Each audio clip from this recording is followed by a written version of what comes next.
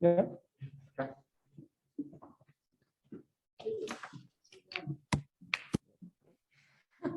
Yep, so we're doing the solar still. This will be the second iteration of our calculations, basically.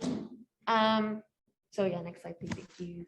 So sticking with our same kind of assumptions and calculations that we did in our first iteration, we're sticking with those assumptions of the mass transport given by the previous papers and textbooks.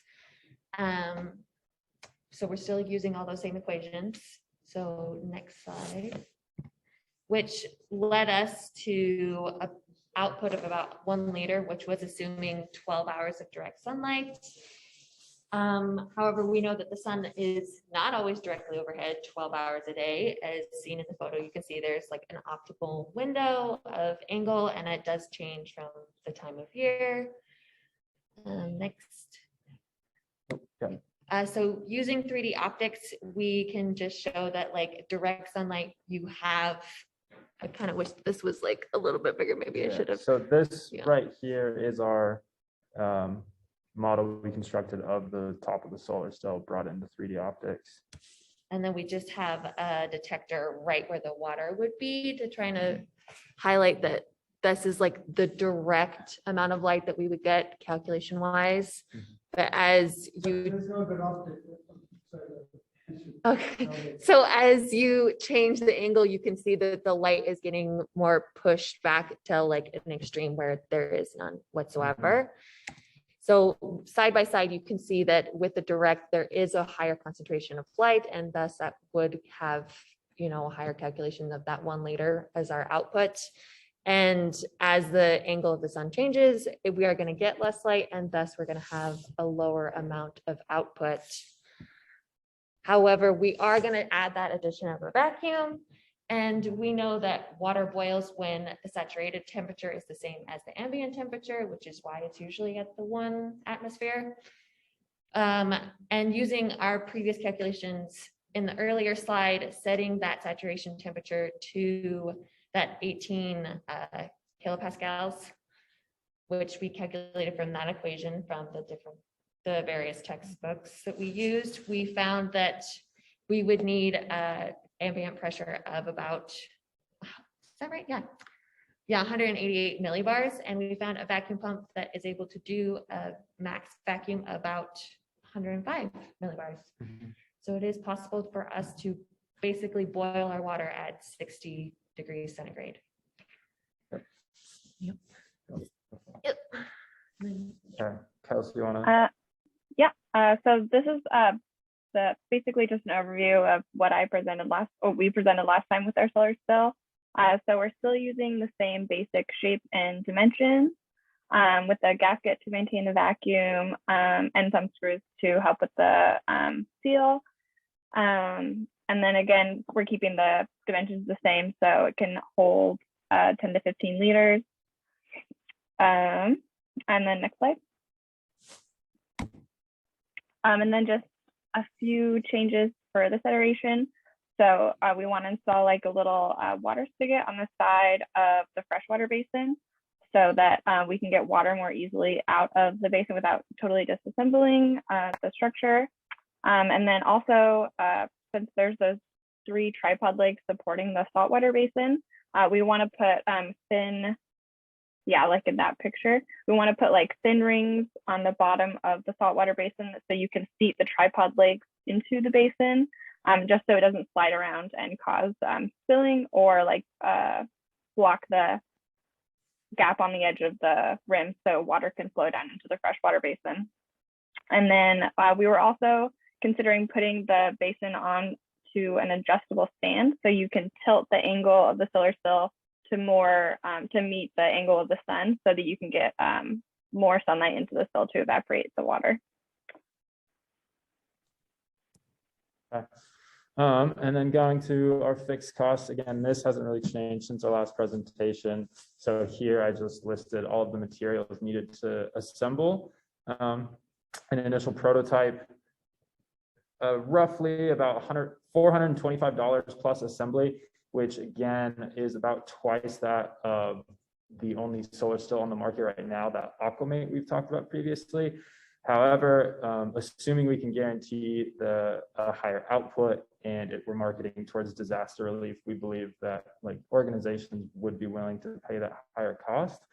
So all these fixed costs, and then going to the variable costs, so things that can change. Again, the vacuum pump, we are thinking we would offer those as add-ons to kind of our set base model. You had the hand and then the electric, as Amanda was talking about as well. Advertisement and marketing campaigns, obviously you need to make people aware that this product is out there, that it's something they can go out and buy.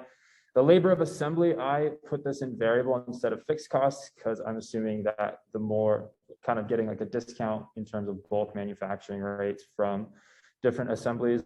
And then one thing I added from last time is cost of shipping. So weight from all of these materials and assembly got us about 25 pounds. So a little heavier than I was expecting, but still not the worst in terms of shipping costs.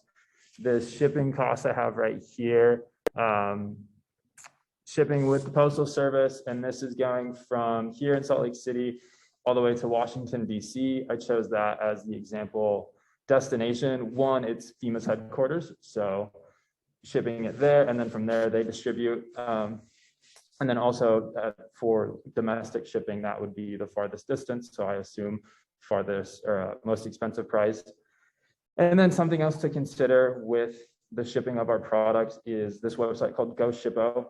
The company I work for right now uses it, and it's just an online kind of platform. You can streamline all your services. So if you're selling your product from multiple websites, you can all be brought into that one. You get discounts on shipping, but it is like a fixed monthly subscription price. So I think once we start to accumulate more customers and are putting out more products, then that would make sense to go that route.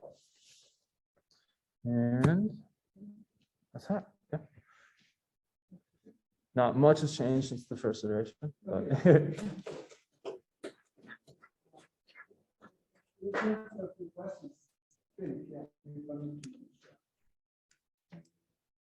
Yeah, quick question on the optics. Yeah. Optics you mentioned. You make sure to understand there is so the source on the left is just rays of light, basically, right? Yes, And there's no lens or anything like that. no lens. And so the only thing that's really happening is the refraction as the light goes from there into the dome. Is that correct? It should be, I believe, or is it? yeah. Yeah. So okay. So to me it looks like that, because for instance your bottom left panel is simply showing the rays doing nothing. Yeah. That's supposed to be like nothing as opposed, because the curve on axis it will be nothing, it just goes straight through. But off axis you will get some bending of the light. And I guess it's hard to check. So Yeah, so this is the detector from this, and then we brought in this one. Yeah, Bottom left is this one imported. Okay. Yeah. So now one quick test to do, this will take you a few seconds, is just what does the image look like without the door? I suspect for the left hand side. Yeah. Just to make sure you understand what's happening. It's not super clear to me exactly. I can see, so for example, why is there a star-like pattern in the left hand side? I suspect that's just because those are the rays you picked. Yeah. Okay. That's my guess. I'm not sure. So you probably want to just check what is that. And the one on the right is interesting, and it makes sense because it's simply showing that okay, you have a circular spot and an elliptical spot. Yeah. And yeah, I mean, typically we deal with this in ray optics in light tools. If you recall, the way Mary Kate talked about it is that they oversample the rays. So that you see the few rays, the thousands of Okay. and you don't see this kind of stuff. That's an example. But let's see. Oh yeah, for we can stop. So, for the vacuum pump you found, was that electric or manual? That was the electric one. So in that case, are you assuming there's a battery or plug-in, or you have to account for that if you do include that, Right. which is fine. Yeah. That's something we can And my last question is, you mentioned the 25-pound weight, which was interesting. I didn't expect that. So what contributes the most to it? Like what's the... So the acrylic dome actually came out to about 8 pounds. Oh, okay, that should be possible to reduce that, right? But, okay, go ahead, what else? I assume so. It was the dome and then the high density polyethylene for the outer construction was a significant that the two domes? Sorry. no, that should just be one. I think that's just showing like a 3D view of It's it. one piece, right? Yeah, one piece of the dome. If I remember you could screw it in and screw it out. Yeah.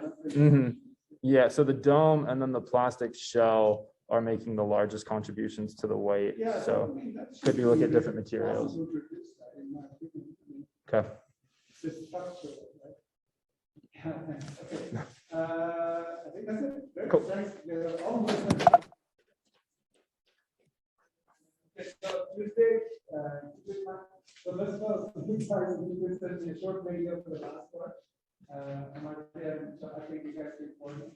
So Tuesday, you're welcome to come, but we'll just do this on Zoom. But I'll post more detailed session, but basically, I want to try to meet with each of the teams maybe 10 minutes or so and just go through the commercialization aspect, make sure you're not stuck. So if you can think about it before we meet up, if you don't, it's okay.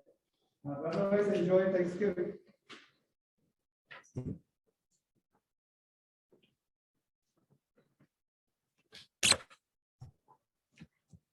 All right, happy Thanksgiving all online. I will post the video for those of you who missed the audio. And Chauncey, I just mentioned, if you can coordinate with Amartya and Alex and record a short video for the last few slides, that would be great. So at least I can understand the topics. Okay, see you all next week. Bye.